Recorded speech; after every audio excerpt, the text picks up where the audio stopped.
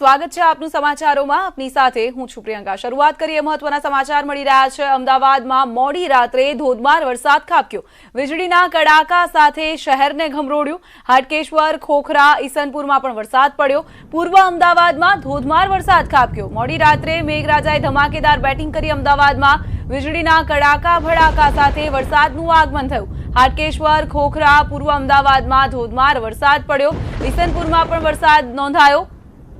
તો શહેરભરના વિવિધ વિસ્તારોમાં મોડી રાત્રે ધમાકેદાર ખાબકેલા વરસાદને કારણે લોકોને હાલાકીનો સામનો કરવો પડ્યો, કારણ કે સવાર સુધી હજુ પણ ઘણા વિસ્તારોમાં પાણી ભરાયેલા જોવા મળ્યા. મોડી રાત્રે વરસાદ શરૂ થયો હતો અને ધમાકેદાર બેટિંગ મેઘરાજાએ કરી. હાટકેશ્વર, ખોખરા અને ઈસનપુરમાં વરસાદ નોંધાયો.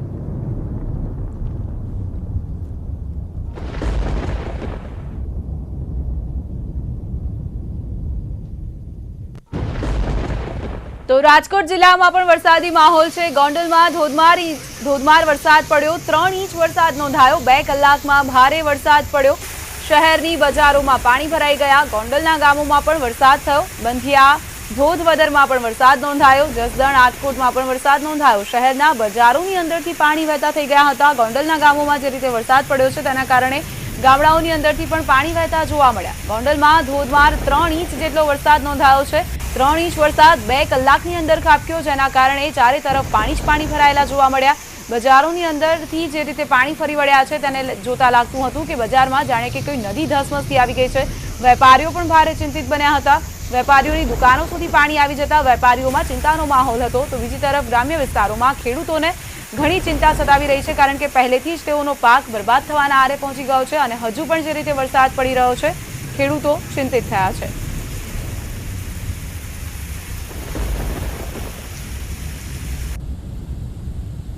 અમરેલી જિલ્લાને ફરી વરસાદે ગમરોડ્યું. ખાંભાની ધાતરવડી નદીમાં પૂર આવ્યું. રાજુલાની ઘાણો નદીમાં પૂર આવ્યું. સતત વરસાદથી ખેડૂતોની મુશ્કેલી વધી રહી છે. રાજુલા, ખાંભામાં સિઝનનો 200% વરસાદ ખાબક્યો છે. ખાંભાની ધાતરવડી નદીમાં પૂર આવ્યું છે. રાજુલાની ઘાણો નદીમાં પૂર આવ્યું છે. સિઝનનો 200% વરસાદ વરસ્યો છે. ખેડૂતોમાં જે રહી સહી આશા હતી તેના પર પણ પાણી ફરી વળ્યા છે, કારણ કે ધમાકેદાર રીતે મેઘરાજા પોતાનું જોર બતાવી રહ્યા છે. સિઝનના અંતમાં પણ મેઘરાજા ધમાકેદાર રીતે ત્રાટકી રહ્યા છે.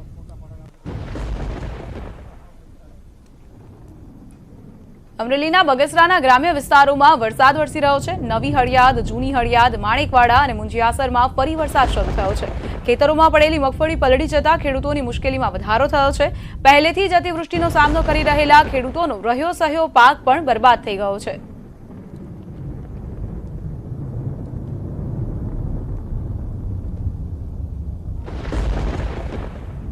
ખેતરોની અંદર જે મગફળીના ઢગલા કરવામાં આવ્યા હતા તે મગફળી પણ પલળી ગઈ છે.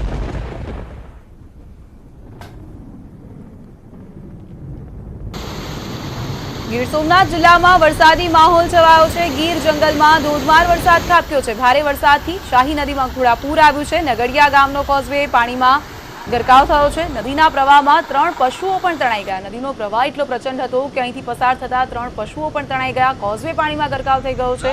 લોકો માટે અહીંથી અવરજવર ખૂબ જ મુશ્કેલ બની છે. ત્યારે અહીંથી પસાર થતા 3 પશુઓ આ પ્રવાહમાં તણાઈ ગયા.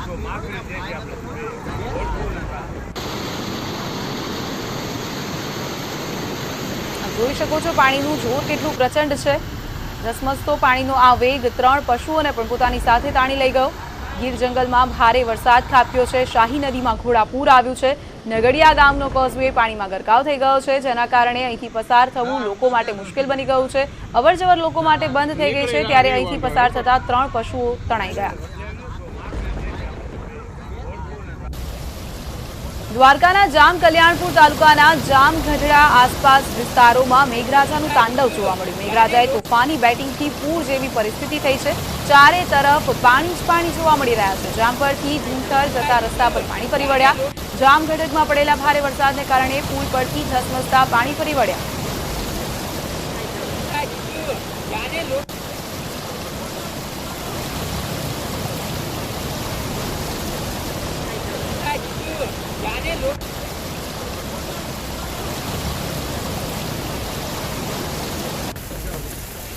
દાહોદ જિલ્લાના વાતાવરણમાં પલટો આવ્યો છે। દાહોદ શહેરમાં વાવાઝોડા સાથે ધોધમાર વરસાદ ખાબક્યો। લાંબા વિરામ બાદ મુશળધાર વરસાદ નોંધાયો। વાતાવરણમાં પણ ઠંડક પ્રસરી ગઈ।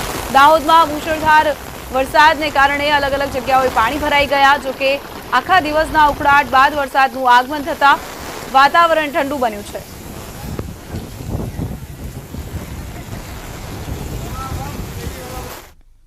અતિવૃષ્ટિને કારણે ઉત્તર ગુજરાતમાં ઘણી જગ્યાએ ખેતરો હજુ પણ પાણીમાં ગરકાવ છે। પાક નુકસાનનો સર્વે ચાલી રહ્યો છે, પરંતુ પૂરો ક્યારે થશે તે ખબર નથી। આ દ્રશ્યો છે સાબરકાંઠા જિલ્લામાં તલોદ તાલુકાના ગામડાઓના, જ્યાં જિલ્લાનો સૌથી વધુ વરસાદ પડ્યો છે। વરસાદ પણ એવો પડ્યો કે પાણી ઓસરવાનું નામ નથી લેતા। તલોદના વાવ અને પડુરસણ ગામના ખેતરો હજુ પણ પાણીમાં ગરકાવ છે। ખેતરોમાં તળાવ જેવા દ્રશ્યો સર્જાયા છે।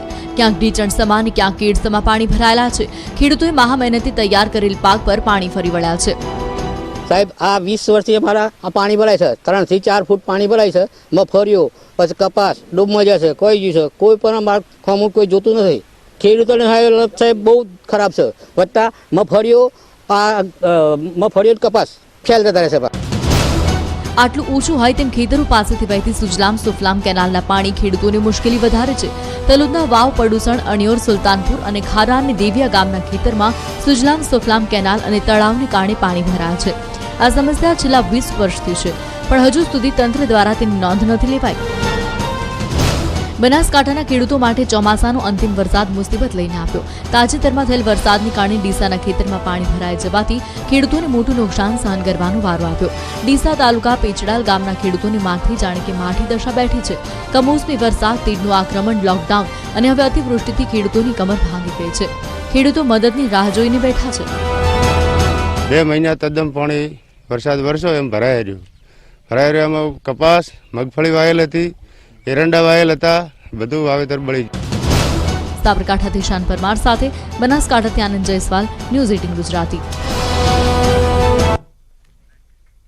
ગાંધીનગર વિધાનસભા સંકુલમાં એમએલએઝના ટેસ્ટ કરવામાં આવ્યા। ભાજપ કોંગ્રેસના એમએલએના કોરોના ટેસ્ટ કરવામાં આવ્યા। વિધાનસભાના ચોમાસુ સત્ર પહેલા કોરોના ટેસ્ટ કરવામાં આવ્યા, જેના રિપોર્ટ નેગેટિવ હશે તેને જ પ્રવેશ મળશે। આવતીકાલથી વિધાનસભાનું ચોમાસુ સત્ર શરૂ થઈ રહ્યું છે, ત્યારે ચોમાસુ સત્ર પહેલા ગૃહમાં બેસનાર તમામના કોરોના ટેસ્ટ કરવામાં આવ્યા। જે લોકોના રિપોર્ટ નેગેટિવ આવશે તેઓને જ ગૃહની કાર્યવાહીમાં ભાગ લેવાનો મોકો મળશે।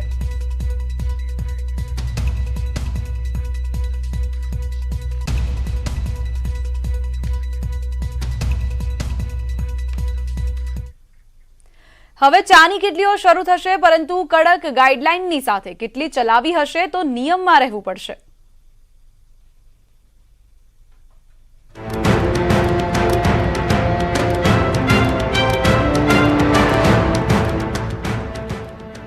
જો તમારે ચાની કિટલી ચાલુ રાખવી હોય તો કોર્પોરેશનને બહાર પાડેલી ગાઈડલાઈનનું પાલન ફરજિયાત કરવું પડશે। ચા કિટલીના સંચાલકો માટે તંત્રએ કડક નિયમો બનાવ્યા। ચા કોફી પીતી વખતે ગ્રાહકો ટોળે ન વળે તેમજ અંદરો વાતો ન કરે તેનું પાલન કરવું પડશે। આ ઉપરાંત શક્ય હોય તો કિટલી કે લારી પર માસ્ક વેન્ડિંગ મશીન પણ મૂકવું। કિટલી પર આવતા ગ્રાહકો માસ્ક પહેરે તેની ખાતરી કિટલી માલિકે કરવાની। આ ઉપરાંત 2 ગ્રાહક વચ્ચે 6 ફૂટનું અંતર જાળવવું ફરજિયાત। ચાની કિટલીના માલિકે ડિસ્પોઝેબલ કપનો જ ઉપયોગ કરવાનો। પાન મસાલા ખાઈ ગમે ત્યાં થૂકવું નહીં। કિટલીના કર્મચારીઓ માસ્ક અને ગ્લવ્સ પહેરવા પડશે, તેમજ ચા કે કોફી બનાવ્યા પછી વાસણ, ગરણી કે ટ્રેને દરેક વખતે ડિટર્જન્ટથી સાફ કરવાની રહેશે। કિટલી પર રોકડ પેમેન્ટ કરતી વખતે એકબીજાનો સ્પર્શ ન થાય તેવી વ્યવસ્થા ગોઠવવી પડશે। શક્ય હોય ત્યાં સુધી ડિજિટલ પેમેન્ટનું સૂચન કરવામાં આવ્યું। ગ્રાહકોને બેસવા માટેના ટેબલ પણ સતત સેનિટાઈઝ કરવાના રહેશે। તંત્રની કડક ગાઈડલાઈન અનુસરવા સંચાલકોએ તૈયારી બતાવી છે, પરંતુ લોકોએ પણ થોડી તકેદારી રાખવી પડશે તે નક્કી છે। અહીંયા પીવા આપતા જ નથી, આપણે ચા બહાર પાર્સલ કરીને આપી દઈએ છીએ, બહાર જઈને પીતા હોય છે લોકો। અને ખાસ તો બધાના હેન્ડ ગ્લોવ્સ રાખીએ છીએ, માસ્ક કારીગરો વર્કર્સ છે એ લોકોને બી માસ્ક અને હેન્ડ ગ્લોવ્સ અવશ્ય પહેરાવડાવીએ છીએ। અત્યારે શહેરમાં 480 પાનના ગલ્લા છે, જેના માલિકોએ સ્વેચ્છાએ ગલ્લા બંધ કર્યા છે। જો કે મ્યુનિસિપાલિટીએ એ ભીડ એકત્ર થતી હોવાને લીધે 4 ગલ્લા સીલ પણ કર્યા। મ્યુનિસિપાલિટીની ટીમે માસ્ક નહીં પહેરવા ઉપરાંત સોશિયલ ડિસ્ટન્સ ન જળવાતું હોવાથી 154 કેસ કરી પાનના ગલ્લાઓને પાસેથી 1.5 લાખ રૂપિયાનો દંડ પણ વસૂલ કર્યો। સંજય ટાંક, ન્યૂઝ 18 ગુજરાતી। મંત્રી કુંવરજી બાવળિયાની અરજીનો મામલો આરોગ્ય અધિકારી સામે ડેપ્યુટી સીએમને અરજી કરવામાં આવી હતી. ડેપ્યુટી સીએમ નીતિન પટેલનું નિવેદન. કુંવરજીની અરજી અંગે મને ખ્યાલ નથી. મીડિયા અહેવાલ પર આપ્યું નિવેદન. હકીકત કંઈક અલગ છે તેવું નીતિન પટેલે જણાવ્યું. ડોક્ટર મિતેશ ભંડેરી અંગે તપાસ કરવામાં આવી હોવાનું ડેપ્યુટી સીએમે જણાવ્યું. આરોગ્ય અધિકારી ડોક્ટર ભંડેરી સારું કામ કરે છે. ગઈકાલે કુંવરજીએ ડેપ્યુટી સીએમને ફરિયાદ કરી હતી તો ડોક્ટર મિતેશ ભંડેરી માનતા ન હોવાની તેમણે અરજી કરી હતી. કુંવરજીભાઈએ મને પત્ર લખ્યો હતો, મારા ધ્યાનમાં નથી આવ્યો. અમે હમણાંથી રૂબરૂ મળ્યા પણ નથી, કારણ કે એમની કામગીરીમાં વ્યસ્ત હોય. જિલ્લાના આરોગ્ય અધિકારી શ્રી ભંડેરી કરીને એમની કામગીરી યોગ્ય કરતા નથી. મેં જવાબદાર જિલ્લાના સિનિયર અધિકારીઓને પણ એ ટીવી ઇન્ટરવ્યૂ જોયા પછી તરત ફોન કર્યો હતો, માહિતી લીધી હતી. સિનિયર અધિકારીઓ મને એમ જણાવ્યું કે ભંડેરી સંપૂર્ણ નિષ્ઠાથી કામ કરે છે, મહેનત કરીને અત્યારે કોરોનાના સંજોગોમાં કામ કરે છે. ઉત્તર ગુજરાતના સૌથી મોટા ઊંઝા માર્કેટયાર્ડમાં કરોડોના કૌભાંડના આક્ષેપ બાદ વિરોધના વંટોળ ઉભા થયા છે. વેપારીઓ ઉપવાસ પર બેઠા છે.